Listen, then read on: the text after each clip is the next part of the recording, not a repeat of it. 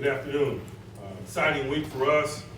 Great to be back home at Acrisure Stadium this weekend versus a really good football team. Also, it's really great because we have some Hall of Honor inductees this weekend.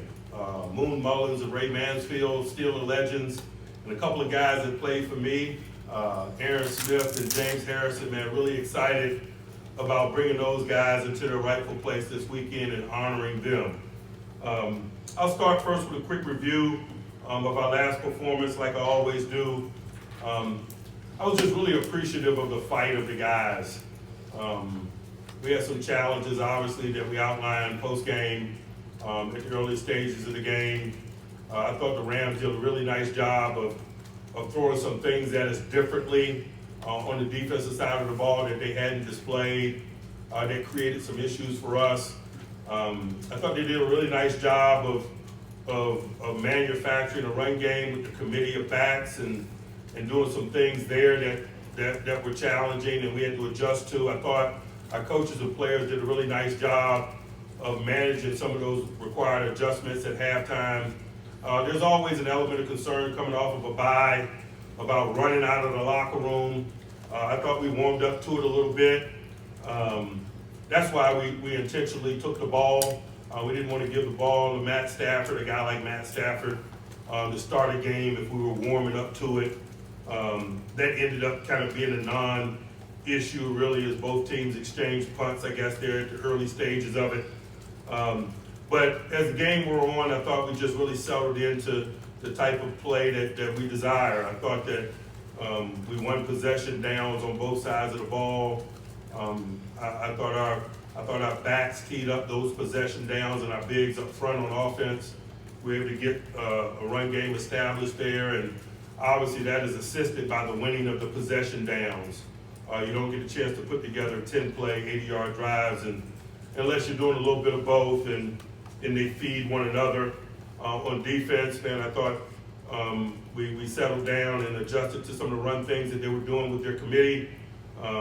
We put ourselves in advantageous third down circumstances and we won them. Although we were in some advantageous circumstances on possession downs in the first half. I think they converted 2 3rd and 11s, for example, on us in the first half. And you're never going to have the type of half that you desire to have on either side of the ball when the opposing team is converting 3rd and 11s.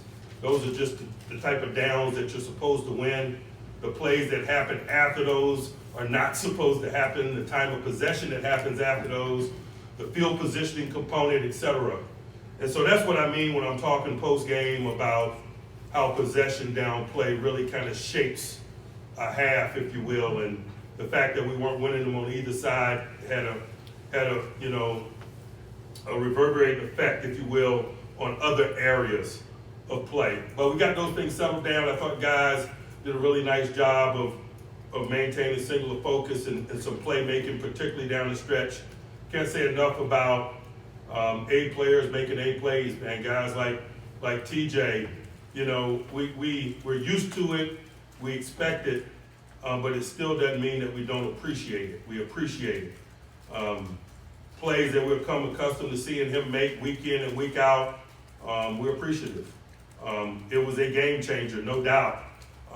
It provided a short field that allowed us to go in the score and provided the type of momentum that I thought was a catalyst for the second half of play. So really excited about that. Again, we talked some about the return of Deontay and what he provides us in terms of tangible playmaking and probably increased opportunity for others. Specifically, GP probably gets more one-on-one opportunities when Deontay is available to us, but forget the intangible things, the tangible things, the things that we talked about in here last week, his ability to separate, and that separation allowing him to make plays. The third down conversion, that was a catch and run, for example, is reflective of that. That's what I was referring to last week when I talk about some of the things that he brings, his ability to create space, to make quarterback accuracy less significant, to create more opportunities for run after the catch. And run after the catch is significant because it's means of getting chunks of yards without absorbing the risk associated with trying to throw the ball over the top of people. And so those are some of the things that I thought was worthy of discussing relative to the last performance. It's good to win. Obviously, we got some things to learn from. We'll continue to do that, but we better continue to win as we do that. Specifically in terms of learning, like the penalties we discussed after the game. And I'll be really specific. I wasn't interested in doing so after the game, but I'll be really specific here in this setting. Oftentimes, it's our job to feel the tenor of a crew and adjust our behavior accordingly. And we got into that game, man, and that crew had a certain tenor, and we didn't adjust to it. And as professionals, that's our job. And so, am I worried about those issues being an issue moving forward? No, I'm not. But it is a great opportunity to talk about learning the tenor of a crew. Sometimes certain crews are more tolerant regarding certain things than others, and that's just, the realities of the National Football League. TJ, for example, got a penalty for lining up in the neutral zone at a significant time in the second half of that game. It was a third down possession down that we won. A lot of crews will warn you when someone's lined up in the neutral zone or cutting it close from that perspective. Some don't. It's our job to get a sense of how the game is being played that day. From a holding perspective, from a DPI perspective, there are a lot of things that you could discuss regarding having a feel for the tenor of a crew. The worst thing that we did in that game is we didn't have a sense of that tenor, and we didn't adjust. Najee had a confrontation post-snap early in the game where he was jawing back and forth with a member of their defense, and that crew expressed their tenor at that time. And as a collective, man, we didn't do a good enough job. I didn't do a good enough job as a leader making sure that we adjusted. And so that's why some of the penalties were as they were. But it's a good lesson for us moving forward. And as I mentioned, it's good to learn lessons as you win. That better be the case more times than not, particularly as we push through this stage of it and work to find the type of consistency that makes you a consideration among the elite discussions, much like Jacksonville has done in terms of winning their last 4 games. And with that, I'll transition to those guys. First, from an injury perspective, Cole Holcomb got injured in game, was able to go back in game. He's got an ankle that requires some attention. We'll see how his availability is affected at the early portions of the week, and then also the quality of his play, and let that be our guide. Obviously, we're continuing to take a look at Anthony McFarland. He's in his 21-day window to return to action. We'll continue to look at him, and those kind of probably the injury things worth noting. Now on to Jacksonville. As I mentioned, they're a group, man, that's a winner of 4 straight. Got a lot of respect for that. They got a lot of talent. They got really good, sound schematics, and so I'll start with their defense. First, man, we got to do a really good job of managing their bigs. They've invested a lot in their bigs. They got former first-rounders, first overall picks in that group. The edge guys really capture your attention. Josh Allen and Walker, in particular, as a tandem, wreak a lot of havoc. I think Josh Allen's got 7 sacks. I think oftentimes sacks don't represent the havoc that Walker causes. I felt that way in an analysis of him leading up to the draft. He's just the type of guy that wrecks a lot of things. He plays with a violent style of play. He's a wrecking ball. And so we just got to be really cognizant of their group and the wave that they provide, the challenges that come with managing their front. They do a really good job schematically of challenging you in terms of putting a lot of guys along the front. They got a 3-4 structure, but boy, those are some big outside linebackers. It's almost like they're doing it with 4-3 people. And it really creates challenges regarding creating space and moving them for running lanes, for example.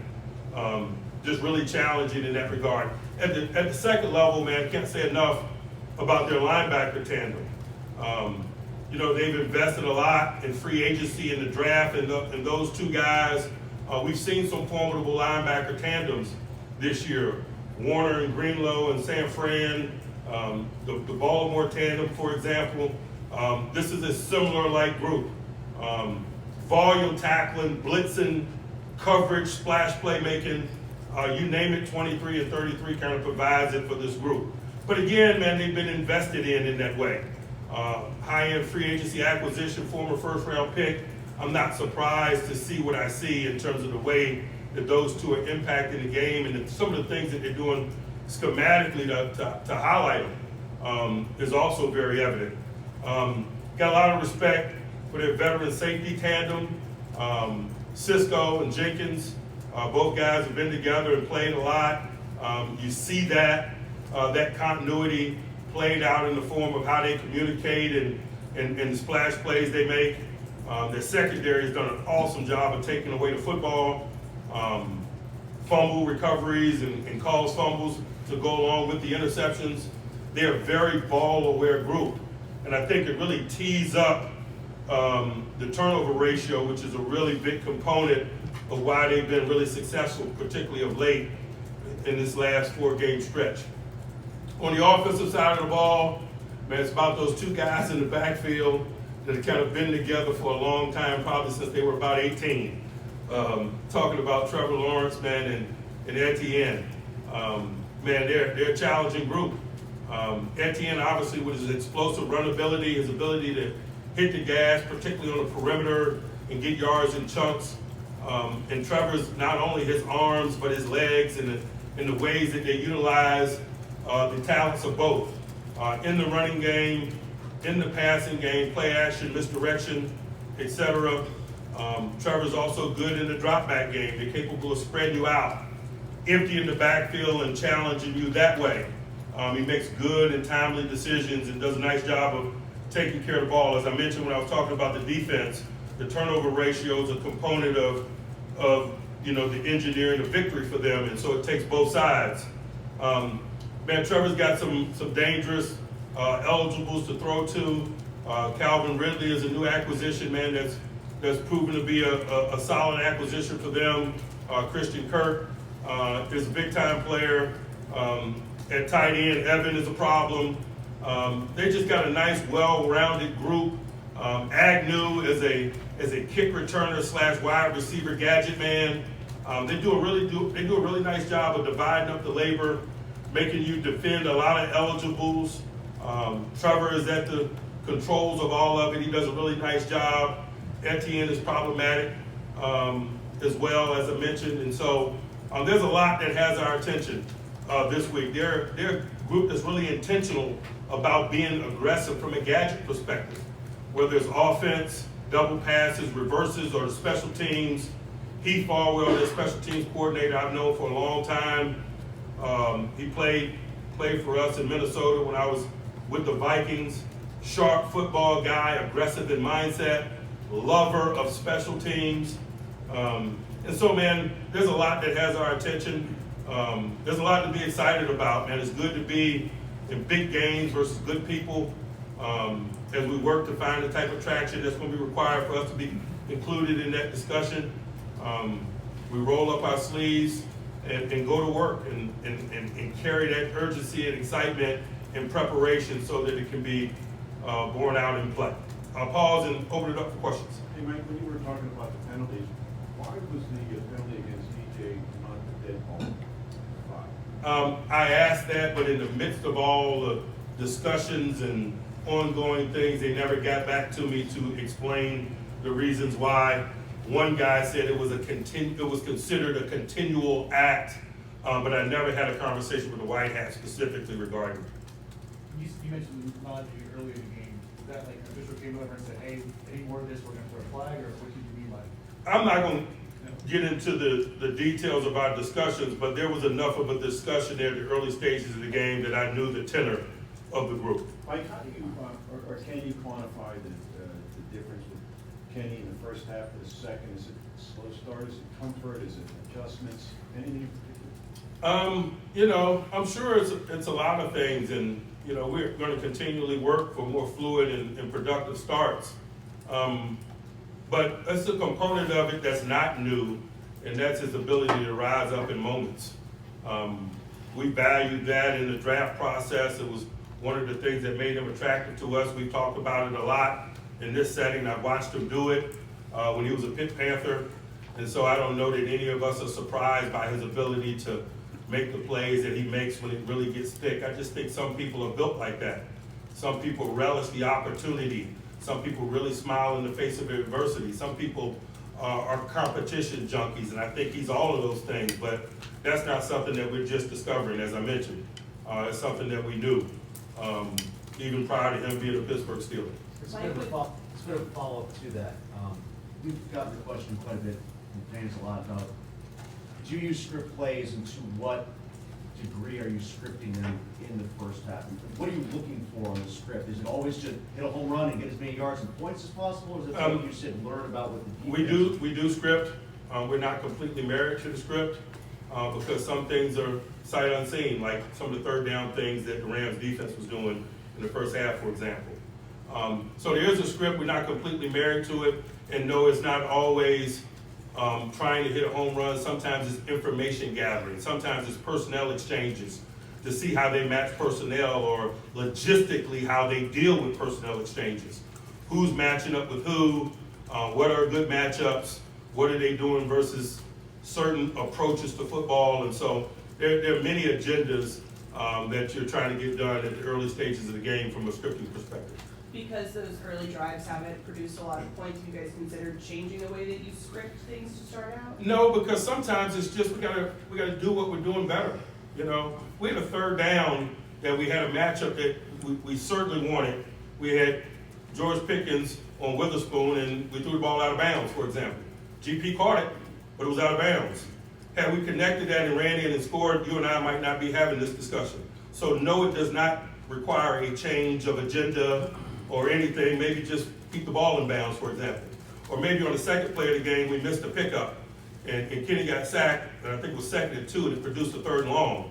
If we handle a routine pickup, it doesn't require any changes. We just need to do routine things routinely at the early stages of games. And those are just 2 examples of why I'm resistant to the discussion. I'm not gonna comb through it with a fine-tooth comb for you and talk about the reasons why we do what it is that we do, but rest assured, we're thorough in our process and our approach, and when it's time to change, or if it's time to change, we're not resistant to it, but we're also got a certain level of commitment to work and improvement through work as well, individually and collectively. Like you mentioned, the plus-minus stuff. Your team is good at that. How do you consider like missed field goals or fourth down situations that you either converted or hold them? I don't acknowledge them because they're not acknowledged statistically, but we all know how significant they are. A 4th down stop is a turnover on downs, for example. And you can say similar things about a long field goal when you don't punt it and put people on a short field. But we don't overanalyze those things. We acknowledge that they're significant. When we're talking about the turnover ratio, we're talking about getting the football as a defense and maintaining possession of it as an offense.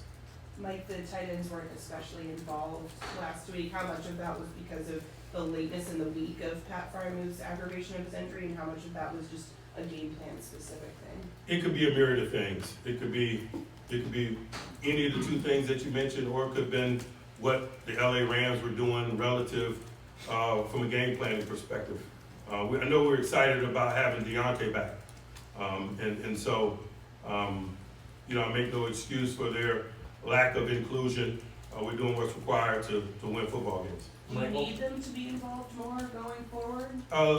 Let me put the plan together this week and ask me at the end of the week, and I probably won't tell you. But it's week to week for us. It's week to week for everyone. In 2023, man, it is a matchup and situational game. It is. And so those variables are subject to change week to week. Mike, what was the impact of having Dan Moore back? What do you think of the way he's played for you this year? I thought he was really solid. Man, not only his play, but his demeanor. He brings a grown man approach to it. Thought he was really good. It looked like if there wasn't any debate, when he was healthy, he was playing last week, he was sort of. I wouldn't peel back the curtains for you if there was a debate. Mike, we always ask you about identity of the team. We normally talk offense, defense, running. But can an identity of a team be just that you're a gritty team? You've been listening to me and Labs talk, haven't you? No. Yes, you are. What's that? Yeah, I think in 2023, when you're talking about team identity, you're talking more intangible quality things. A grit, a mindset, the approach in which you take the circumstances. Are you a calculated risk-taking group? Are you a fundamentalist group? Are you a small menu group? Those are the things that really kind of comprise identity today. If you start talking about we're a running group, then people are going to show up in goal line defense and open field on you. And so it doesn't behoove you to marry yourself to an identity. All it does is make the sledding more difficult in 2023. There's so much specialization in today's game. It just is. The utilization of people in very specific places on offense and defense. It makes it a matchup game. It makes it a situational game. You can have an agenda in which you desire, but there are things that people can do to push you off that agenda regardless of what your intentions are in 2023.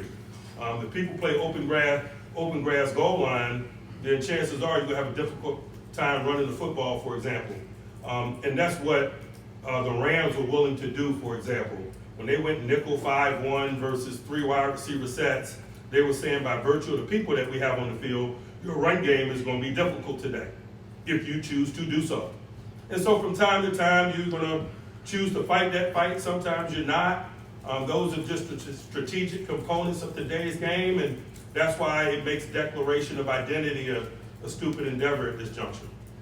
When you, two things in the Puka Nacua challenge, were you challenging specifically that toe, heel, natural step rule that's in the books? And were you kind of having to go on gut, or were you getting word from up above? I didn't like the pace in which they were rushing the ball, and we weren't getting information quickly enough.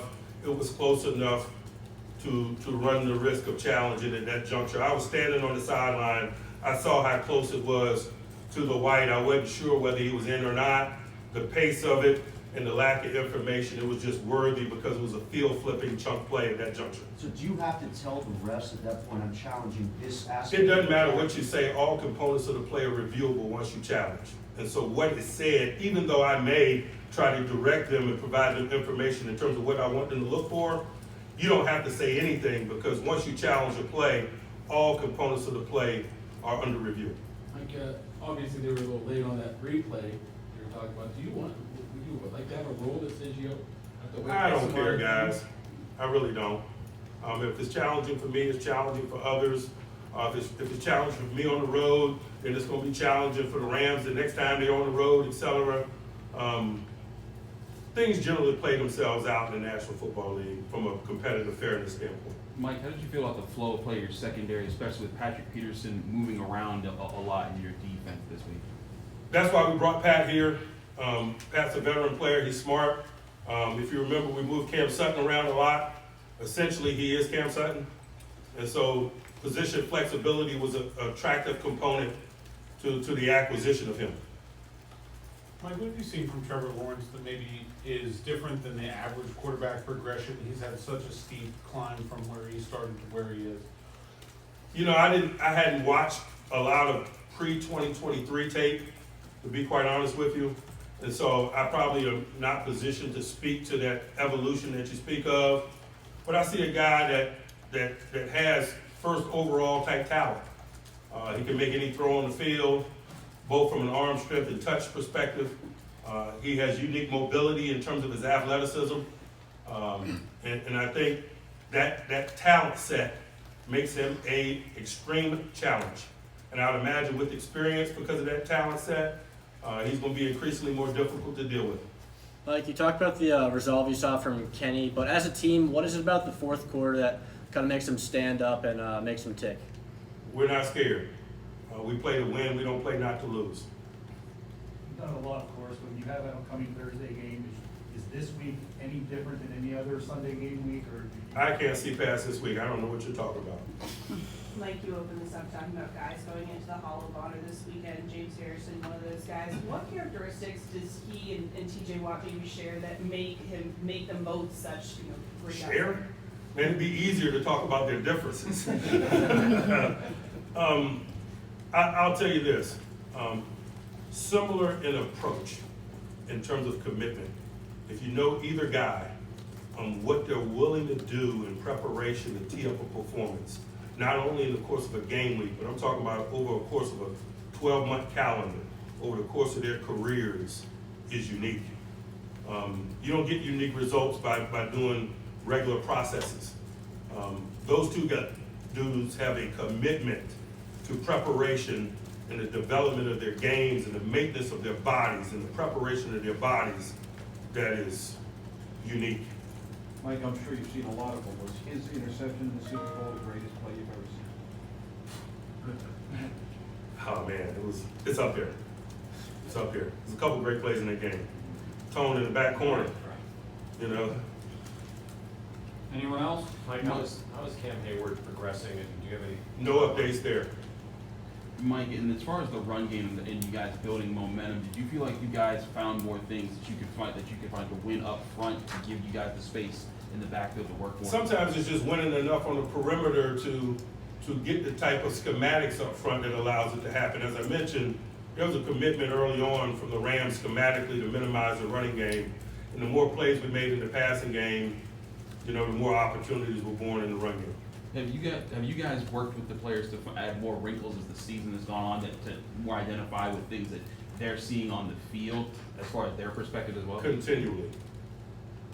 Like, what's Connor Hayward showing you? He got a lot more opportunity. Obviously, Pat's out, but just specifically him as opposed to maybe some of the other guys. You said it. Pat's out.